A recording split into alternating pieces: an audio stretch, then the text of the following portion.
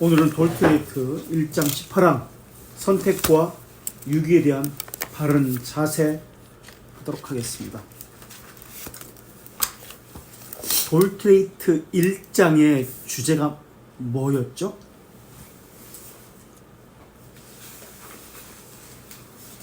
하나님의 선택과 유기입니다. 하나님의 선택과 유기인데 1장 18장 18절 1장 18항의 제목이 주제가 선택과 유기에 네, 똑같습니다. 선택과 유기에 대한 바른 자세. 선택교리는 늘 항상 염두에 두어야 되는 것은 제1, 2, 3 원인을 기억하셔야 됩니다. 선택교리는 항상 구원 진리는 제1 원인으로부터 시작합니다. 하나님께서 세상을 이처럼 사랑하사 자비하심, 유효한 원인을 염두에 둬야 합니다. 그래서 이것을 다른 말로 무상적 은혜라고 이야기합니다. 토기장이 비유해서 내 것을 가지고 내 뜻대로 하겠다.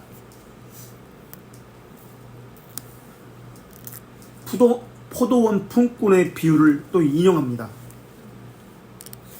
내 것을 가지고 내 마음대로 하겠다 라고 할 때 이것은 모두에게가 아닙니다. 벨지카 16장 3항에서 14페이지 보세요.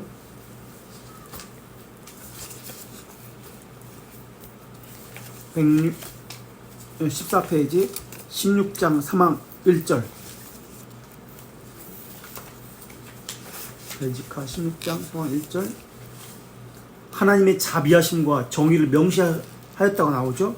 3항에 보세요. 정의란 타락과 멸망 가운데 있는 나머지를 내버려 두신다는 의미입니다. 하나님의 정의는 내버려 두신다는 의미예요. 간섭하지 않는다는 의미예요. 그리고 1장 돌트레이트 1장 15항으로 가세요. 50페이지 3항 1장 15항 3항 50페이지에 또 하나님은 그들에게 구원하는 믿음과 의심의 은혜를 부여하지 않고 자신들의 길을 따르도록 그분의 정의로운 심판에 적어도 그분의 정의를 선포하시기 위해 내버려 둔다는 것이고 그들의 불신앙에 대해서만 아니라 그들이 범한 다른 모든 죄에 대해서도 영원토록 정죄하고 벌을 받는다는 것이다. 그러면서 이제 사도행전 14장 16절 말씀을 하죠. 하나님이 지나간 세대에는 모든 민족으로 자기의 길을 방임하셨다라고 합니다. 이것을 가리켜서 4절에 유기의 작정이라 부르지만 유기의 작정이라 부른다. 내버려두는 거예요. 방임하신다. 자기가 하고 싶은 대로 하는 거예요. 그게 유기의 작정이다. 유기의 작정은 자기가 하고 싶은 대로 하도록 내버려두는 것이다. 그럼 1장 18항에 오늘 본문이죠. 토기장이 비유가 나오고요. 포도원 품꾼 비유가 나옵니다.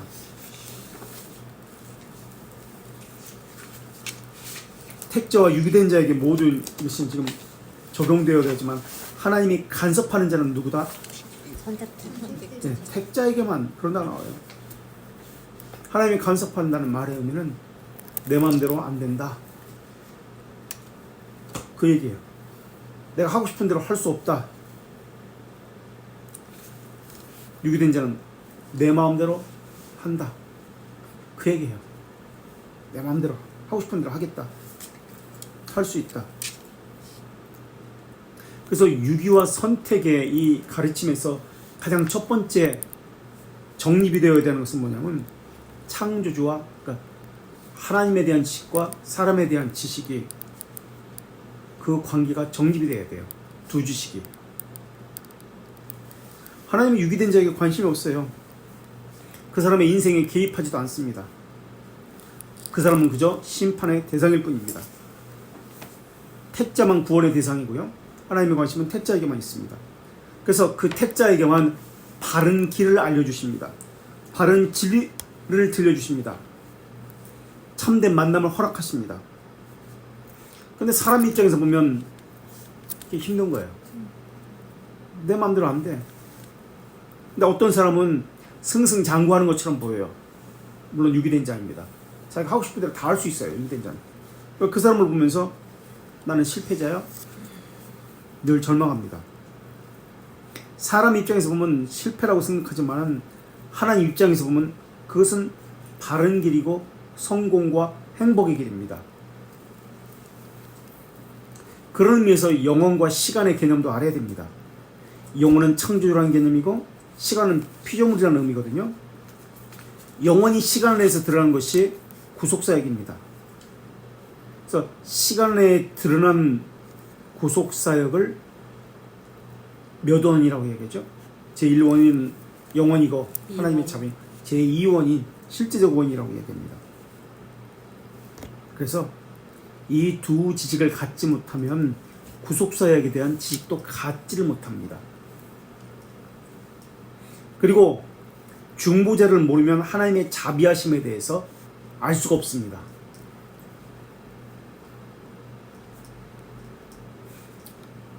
그래서 사람들은 무지한 논리를 펼쳐서 자기 뜻이 옳다는 것을 관철시킵니다. 그들은 극단적 이기심이 있기 때문에 중생된 자들은 영의 기능이 바뀌었기 때문에 영적 선을 추구합니다. 그런데 중생되지 않은 자들은 극단적 이기심을 가지고 자기 자존심을 지킵니다. 교회에서 책망을 듣거나 교회에 대해서 지적받으면 교회가 이 교회밖에 없어 하고 나가버려요. 자기 자존심을 지키기 위해서. 그러나 중생된 자들은 그렇지 않습니다.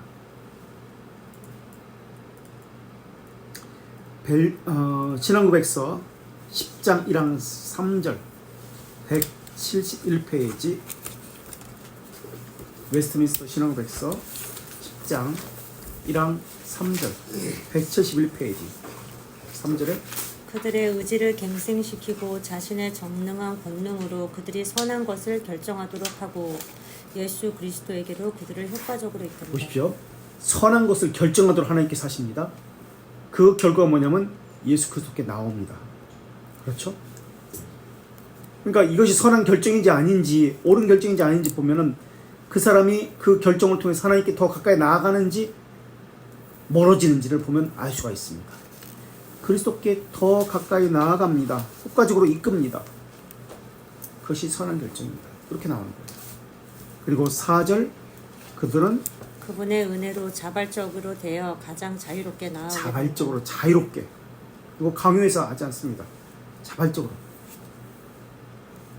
그런데 중생되지 않으면 선한 것을 결정하지 못합니다. 그러니까 예수 그리스도께 나오지 않아요. 자기가 옳다고 생각하는 것을 결정합니다. 그래서 가장 기뻐하는 대로 자기가 원하는 대로 그렇게 선하다 생각하는 것을 결정하지만 하나님으로부터 멀어지는 결정을 합니다.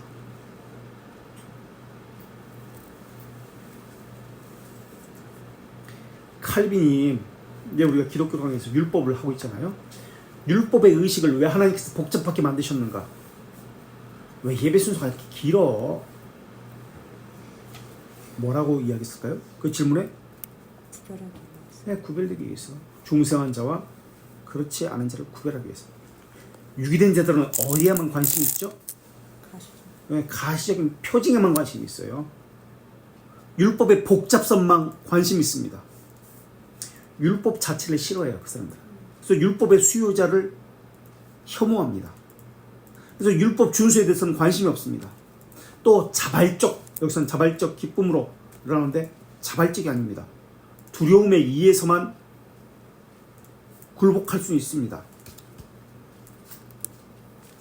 그래서 경건을 가르치는 율법에 대해서는 관심이 없습니다. 그리고 표징, 가시적인 것, 문자적인 것, 그림자만 붙듭니다. 하나님의 의를 알아도 자기 의를 내려놓지 않습니다.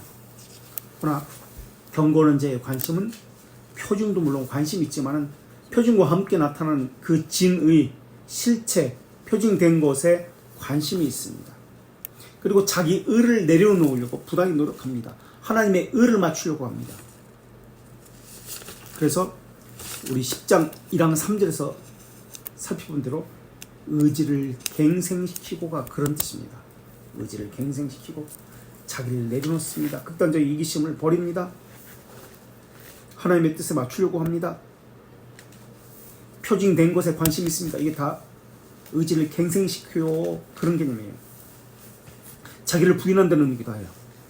그래서 중생을 효과적 부르심이다 라고도 이야기하죠. 중생되지 않은 자들의 관심은 항상 자기예요. 이들은 성경 공부를 한다 할지라도 자기의 호기심을, 이성을 만족시키기 위해서 합니다. 그래서 성경에 근거한 질문하는 것이 아니라 질문해도 자신의 이성을 만족시키기 위한 인간 중심의 철학적 질문을 합니다. 진리에 관한 질문하는 게 아니라 지적 만족에 관한 질문합니다. 이들은 하나님 없는 인간의 유토피아를 꿈꾸는 자들이에요. 그래서 사람은 자기가 가진 인식의 범위가 있거든요. 아리스토텔레스의 철학처럼 여기 폴더에 이 폴더 하나씩 놓고 그 위에 하이 폴더, 상위 폴더 위에 하이 폴더를 만들어 놓고 집어넣어요. 이렇게. 인간은 범주가 있어요. 이건 이거다. 딱 이 틀이 있어가지고 그 범주가 내게 있으면은 그게 맞는 것은 이 폴더 속에 요거 여기다 집어넣어야지, 여기다 집어넣어야지 합니다. 근데 이 범주 속에 이 폴더가 내 인식 속에 없으면 어렵다 그래요. 배제해버리는 거예요. 넣을 데가 없으니까 자기 인식 속에. 그래서 철학의 범주를 가지고 진리인 구원을 집어넣으려고 합니다. 근데 그게 안 맞는 거예요. 인간의 범주를 가지고 하나님의 것을, 영혼을 가지고 이야기한다는 것이 자기 범주에 안 맞아. 그러니까 이게 거부하는 거예요. 인간의 범주는 시간이거든요. 원인과 결과라는 인과관계에 의해서 이루어지는 것이 인간의 경험과 지식이에요. 근데 하나님의 범주는 그게 아니거든요. 진리는 영원인데 어떻게 시간과 인식 안에 이것을 집어넣을 수 있겠느냐. 근데 철학은 그렇게 해요. 그래서 철학을 가지고 성경을 보고 성경 공부를 그렇게 해요. 그래서 논리에 맞지 않으면 배제해버리는 거예요. 그리고 이것을 수정해버리는 거예요. 사람의 이해에 맞춰서.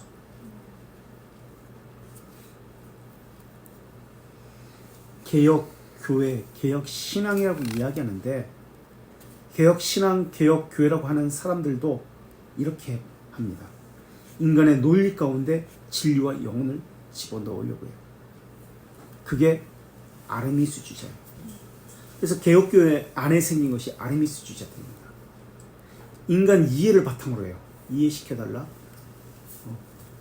그래서 이해가 되지 않으면 성경을 교묘히 조종합니다. 왜곡시켜요.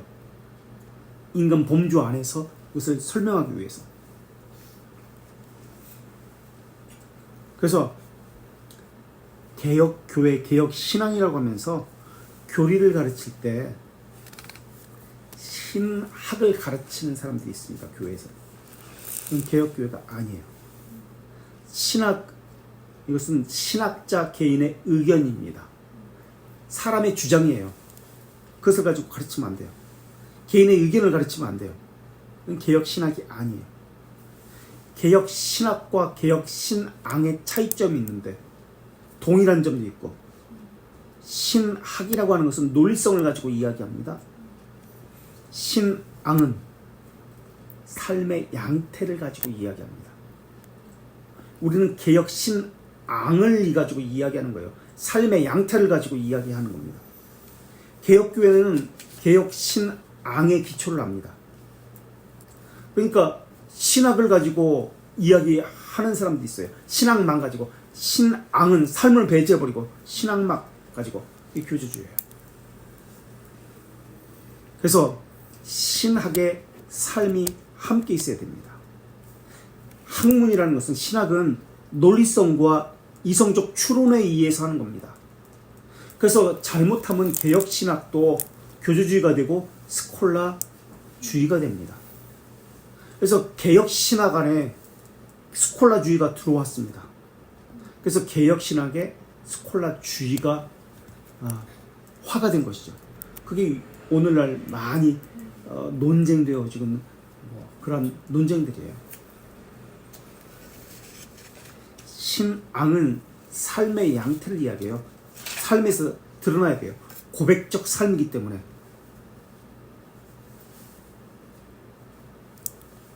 그래서 신학과 신앙은 엄밀히 말하면 다릅니다. 우리는 신앙이어야 합니다. 삶이 없는 신학은 스콜라주의입니다. 말뿐입니다. 믿는 것과 일치된 삶이어야 됩니다. 그래서 내가 무엇을 믿는지에 대해서 삶으로 이것이 드러나야 돼요. 사람의 기쁨을 위해서 존재하는 하나님을 추구하는 것이 신학이에요. 오늘날 이루어지는 이런 것들. 그게 소찌아니우스주의예요. 소찌니우스주의. 성경에서는 빼는 자들이 누구죠? 더하는 자들은 누구예요? 성경에 어떤 바리새파는 더하는 자들, 사두개파는 빼는 자들. 빼는 자들이 오늘날 소티니우스주의자들이 빼는 자들인데 자유주의자들. 더하는 자들은 바리새인들, 신비주의자들. 개혁신학을 어디서 어떻게 배웠는지 모르겠습니다만은 자기가 가지고 있는 신앙에 어디에 속했는지를 잘 봐야 돼요. 개혁신앙이라고 배웠지만 이것이 개혁신앙이 아닌 경우가 너무나 많이 있습니다. 그래서 혹시 교회에서 어떻게 배웠고 무엇을 배웠는지 모르겠습니다만 혹시 어느 신학자의 주장을 배웠다면 잘못된 겁니다. 교회들의 고백을 배워야 합니다. 교회들의 고백. 그리고 그 고백을 배우고 어떻게 그것이 삶으로, 신앙이니까 삶으로 고백되어졌는지 삶의 양태를 점검받았는지를 물어봐야 됩니다. 그리고 그것이 삶으로 드러나게 하기 위해서 어떤 훈련을 받았는지, 교회 생활을 어떻게 했는지 이것이 늘 교회에서 점검되어져야 합니다. 어떻게 점검받았는지, 점검이 있었는지.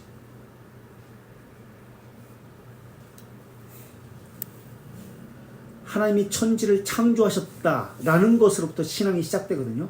그러니까 하나님입니다. 중심이 항상 자기가 아니라 하나님입니다. 자기 입장에서 하나님 보는 게 아니라 하나님 입장에서 중심이 자기가 아니에요. 하나님이에요.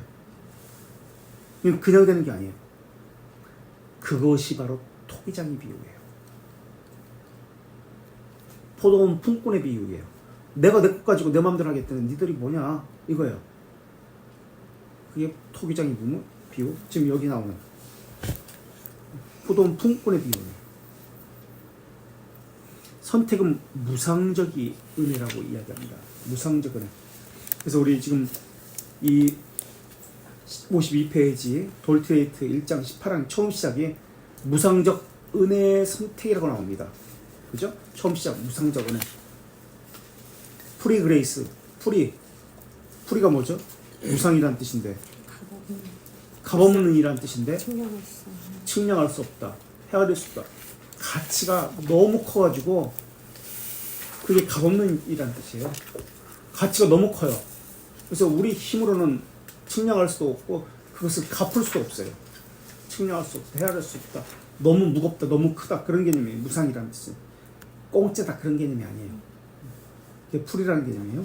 무상적 은혜라고 여기 나옵니다. 무상적 은혜를 다른 말로 돌테트 1장 7항 1절을 보세요. 1장 7항 1절. 무상적 은혜를 다른 말로 순전한 은혜. 1장 7항 1절에서 순전한 은혜라고 나옵니다. 돌테트 1장 7항 1절에서 순전한 은혜 같은 말입니다. 순전한 은혜 보면 공짜라는 뜻이 아니라 헤아릴 수 없다. 엄청난 가치다. 그런 개념입니다. 무한한이란 영원이라는 뜻이에요. 이게 프리그레이스예요. 또 1장 15항 3절 보세요. 어떤 은혜라고 나오는지 보세요. 그 은혜를 믿음과 회심의 은혜. 믿음과 회심의 은혜라고 나옵니다. 믿음과 회심의 은혜. 믿음과 회심을 주니까 그 역시 무한한 은혜, 영원한 은혜, 순전한 은혜, 특별한 은혜, 무상적 은혜 같은 말입니다. 프리라는 개념. 프리그레이스. 또 이번에는 156페이지 신앙고백서 3장 5항에는 무상적 은혜라는 단어가 나오는데요. 한번 찾아보세요. 156페이지 3장 5항 웨스트민스터 신앙고백서 3장 5항 무상적 은혜가 나오죠.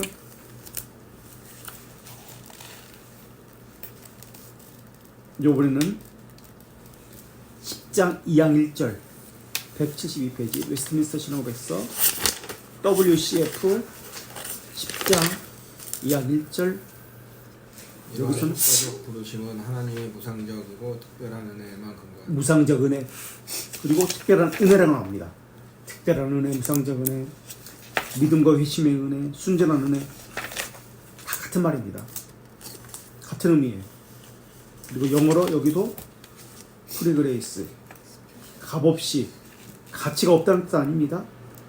또 다른 말로 이것을 하나님의 전적인 은혜라고 이야기합니다. 전적인 은혜. 무상적 은혜는 전적인 하나님의 은혜라고 하고 순전한 은혜라고 믿음과 회심의 은혜라고 하고 특별한 은혜라고 이야기합니다. 또 이 말은 무상적 은혜란 말은 수동적 은혜라고 이야기합니다. 인간편에서 할 수 있는 것이 없다. 이런 의미에서 수동적 은혜라고 이야기합니다. 자, 무상적 은혜는 무엇과 연결시켜야 될까요? 칭의와 연결시켜야 됩니다. 또 예정, 영원과도 연결시켜야 되겠죠. 당연히 영원을 선택했으니까. 자, 칭의는 죄들의 용서란 말입니다. 하나님의 정의가 만족되었다는 말이잖아요. 하나님과의 관계에서는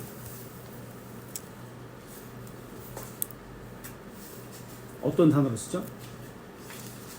관계가 깨어진 관계가 회복되었다는 말은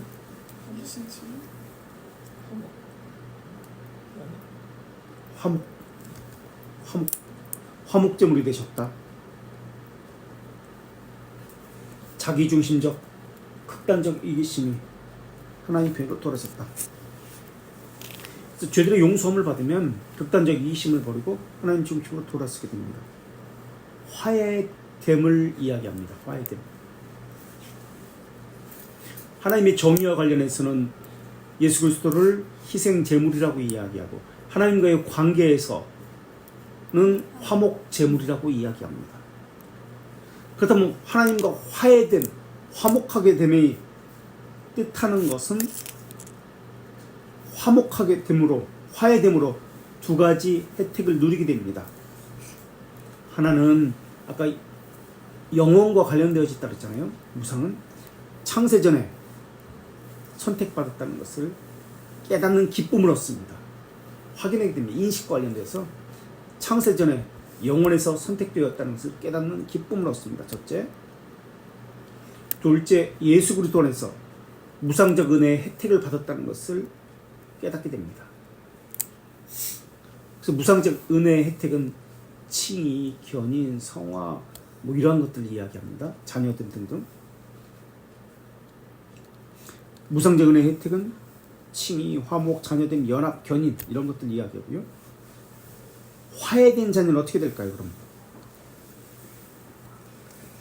화해된 자녀의 어떤 특징, 결과는 화목하게 됐습니다. 그런 다음에 나타나는 것은 그 사람에게서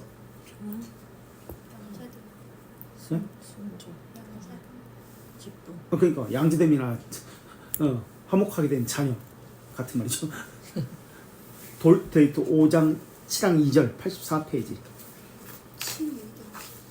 5장 7항 2절 84페이지 밑줄 찍어보세요.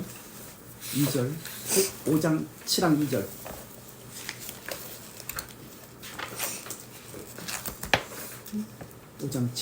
또 다시금 그분의 말씀과 성령으로 회개하도록 확실하게 또 효과적으로 그들을 갱생시키기 때문에 그들의 죄들에 대해 진지하게 또 경건하게 슬퍼하도록 한다.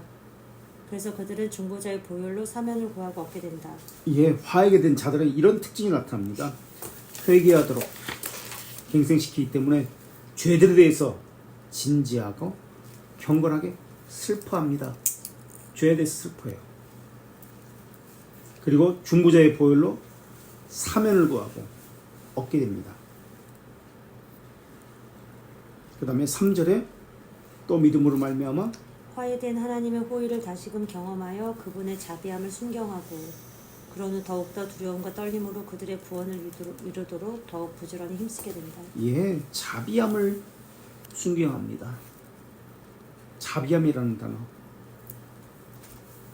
구속주 하나님과 관련되어 있기 때문에 그렇죠.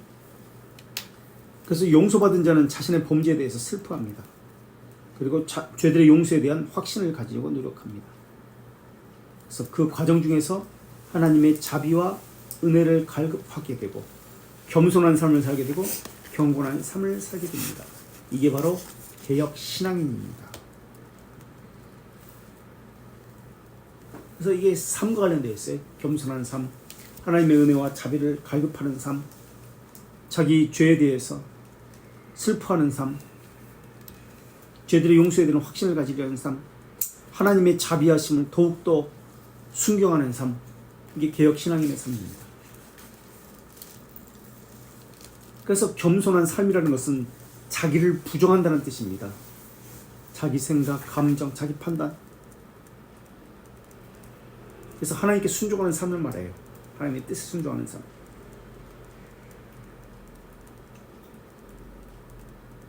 자기 죄에 대해서 슬퍼하는데 어떻게 불평하는 삶이 나올 수 있겠어요? 자기가 엄청난 죄를 졌는데. 불평이라고 하는 것은 시간 속에서 살아가면서 영혼을 보고 판단하려고 하는 것을 불평이라고 얘기해요. 자기는 시간 속에 있어요. 근데 영혼을 판단하겠다는 거예요. 시간 안에 영혼을 가둬두려고 하는 어리석음을 이야기해요. 그래서 인간 측면에서 하나님을 해석하려고 하는 것은 개역신학이 아닙니다. 아르미스 주제예요. 자기 생각, 자기 경험, 자기가 아는 것에서 성경을 판단하려고 하는 것 아닙니다. 토기장이라는 개념을 잊어버린 거예요. 하나님을 토기라고 생각하고 자기가 토기장이라고 생각하는 거예요. 토기장. 그래서 돌테트 1장 18항에서 선택과 유기를 이야기하면서 토기장의 비유를 가지고 지금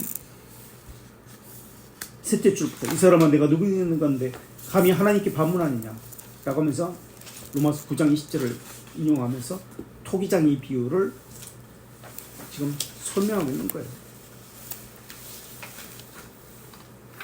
하나님이 토기장이라는 개념, 자기는 흙이라는 개념을 잊어버리면 안 돼요. 바로 이 개념이 토기장의 비유가 선택과 유기의 최종적인 결론입니다. 1장 전체의 최종 결론입니다. 이것이 되지 않으면 하나님의 토기장이라는 것, 내가 흙이라는 것이 전제가 되지 않으면 신앙의 출발이 안 된다는 것을 말하고 있습니다. 토기장이 하나님, 나는 진흙이다. 토기장이가 알아서 빚어간다. 라는 개념이 바로서야 바른 신앙생활을 합니다. 근데 사람들은 자기가 무엇이 된 것인 것처럼, 자기가 무엇을 할 수 있는 것처럼 생각합니다. 아닙니다. 사람은 흙에 불과해요. 창조주는 토기장이, 사람은 흙입니다. 그래서 흙에 대해서 절대 주권은 토기장이 가지고 있습니다. 그래서 하나님의 주권적 섭리에 대해서 사람이 왜 이렇게 했습니까? 왜 나를 이렇게 만들었습니까? 할 수가 없어요. 하나님의 임재 앞에서 할 수 있는 말은 이사야 선지자가 이야기한 것처럼 화로다 나여 망하게 되었도다. 이사야 6장 5절이죠. 그거 외에는 없어요. 나는 망하게 되었다는 거예요. 그러면서 이 토기장의 비유가 로마서 좀 9장 20절 이하에도 나오지만은 이사야 선지자가 먼저 이야기한 거예요. 이사야 64장 8절 이하에 토기장의 비유가 나옵니다.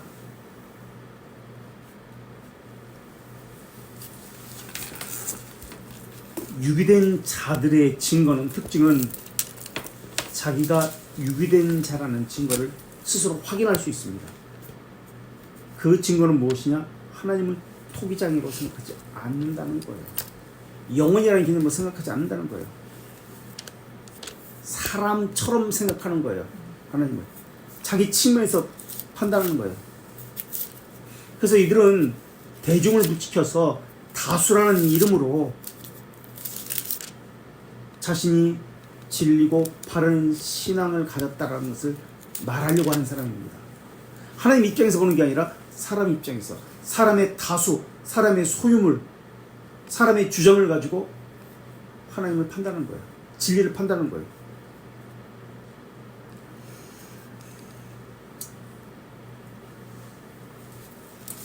우리 신앙고백서 3장 8장 1절 158페이지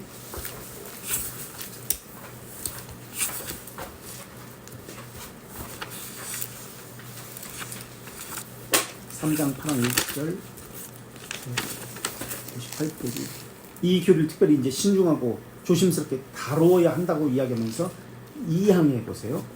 그분의 말씀에 계시된 하나님의 의지, 뜻에 유의하고 그것에 순종하는 자는 그분의 효과적인 부르심에 관한 확신이 있으면서 자신들의 영원한 선택을 확신할 수 있다. 중생된 자는 그분의 말씀에 계시된 하나님의 뜻, 의지에 유의합니다.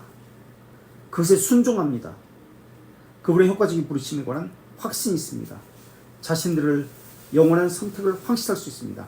그러면서 3절에서 그래서 이 교리는 하나님께 찬양, 존경 및 친송의 내용이 될 수 있고 복음을 진정으로 순종하는 모든 자에게 겸손, 부지런함 및 풍성한 위로의 내용이 될 수 있다. 예, 택자에게는 확신, 소망, 순종이 나타납니다. 하나님께 찬양, 존경, 친송입니다.稱颂을 합니다. 그리고 겸손하게 되고 순종하게 되고 부지런하게 되고 풍성한 위로를 줍니다. 그러나 유기된 자에게는 불평, 무관심, 저항, 불순종이 나타납니다. 왜 선택과 유기교리가 사람들에게 거부되고 있죠? 이 토기장의 비유를 받아들이지 않기 때문에 그래요. 하나님을 절대 토기장이라고 생각하지 않아요.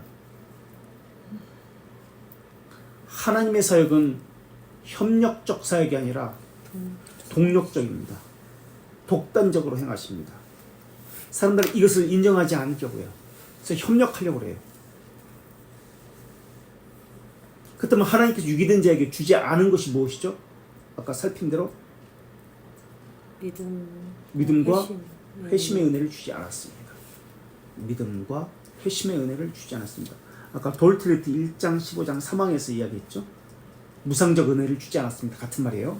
무상적 은혜를 주지 않았습니다. 믿음과 회심의 은혜 또는 특별한 은혜, 순전한 은혜를 주지 않았습니다. 1장 15항 1절은 뭐라고 나오나요? 보세요. 돌트레트 아까 1장 18항 1절 우리 지금 하고 있는 것은 무상적 은혜라고 이야기했는데 1장 15항 1절에서는 또 이렇게 이야기합니다. 1장 15항 1절 1장 돌트레이트 1장 15항 1절 무슨 은혜?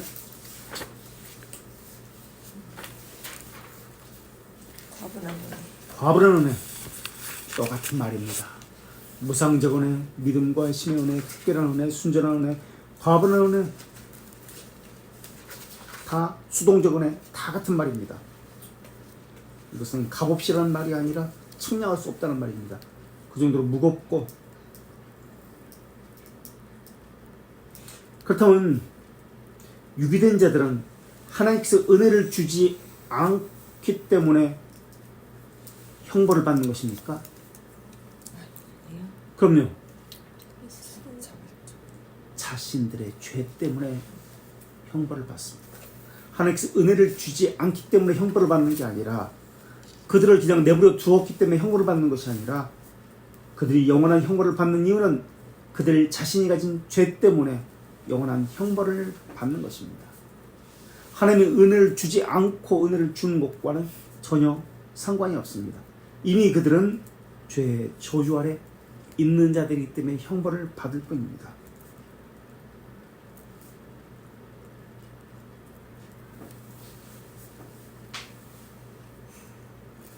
그래서 교만, 게으름, 아까 본 대로 방종, 불순종 이런 극단적 이기심이 그들에게 나타납니다. 그래서 내가 가진 신앙을 잘 살펴봐야 돼요. 사람 측면에서, 인간 측면에서 하나님을 보려고 하는지, 하나님의 측면에서 우리를 보려고 하는지, 이게 가장 기본이 되는 거예요. 두 지식이. 그래서 기독교왕에서는 처음에 이 두 지식으로부터 시작해요. 하나님에 대한 지식과 인간에 대한 지식. 이것은 진리의 체계를 세워가는 기본 뼈대예요. 진리를 해석하는 데 있어서. 그래서 자기 상황을 가지고 자기 조건을 가지고 말하면 안 돼요.